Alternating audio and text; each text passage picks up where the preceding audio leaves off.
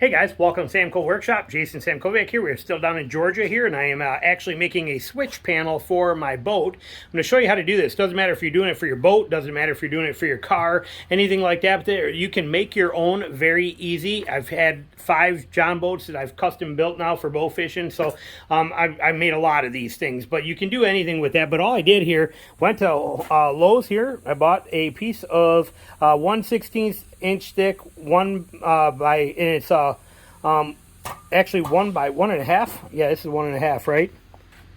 Yeah, 1.5 inch, as you can see on there, but 1.5 inch angle. Flimsy cheap is like 12 bucks for a piece of this, and but that's what we got there and we used. And all I did was cut a piece off. So I set it there, used my angle grinder, and had it in a vise. Zip, cut this piece right off real quick, and then I took my drill with a 1/2 inch drill bit, and I put it in here, and I marked the holes, put a dot in there, and then I made this. It's just that, real simple. Then I took this and hit it on my grinder and just kind of rounded the corners on it and made it simple. So there is basically what we're looking for. These are our switches here that we are going to put into this. So these will just drop into here now. Like, well, let's see if we can pop it in here and get it to stand up for you so that you can see. Maybe, let me see here if I stick that in the corner. Hold on one sec while I bite it. All right, so now these will drop right in just like this. That one will fall in like that. So that's it, basically, in a nutshell. That is our switch panel, all set. And then here on this side, I will just run a couple self-tappers, and we're gonna take that. I'm gonna paint this green, run those in there, and then we are gonna mount that on the John boat. And that we just got. This is our G3. Hold on, wipe sweat off my face here.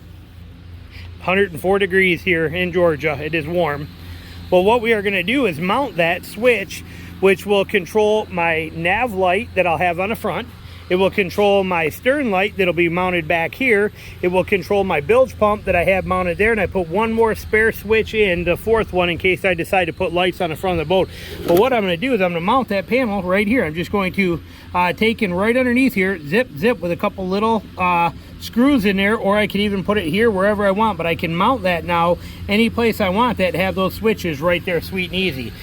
You know, so you could even, I could mount it right up in here. I could do it and have it almost flush there. But lots of possibilities with where to mount something like that, and it's nice and convenient having all of those switches in one spot.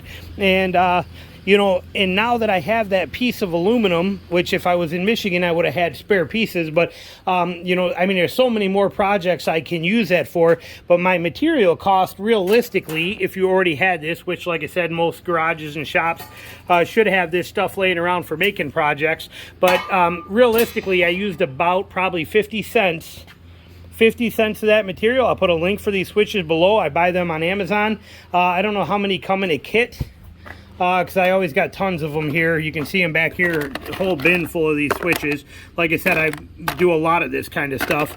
So there's a bunch of them back here. They're all lighted switches, so when they turn on, they will light up green, red, or blue, but they will light up letting you know they're on. But they work fantastic. I will put a link to that stuff down there below for you, but that is how we just screw the nuts on the back, and that is our switch panel.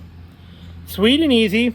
And it took me a whopping, I don't know, I want to say maybe 5 minutes max.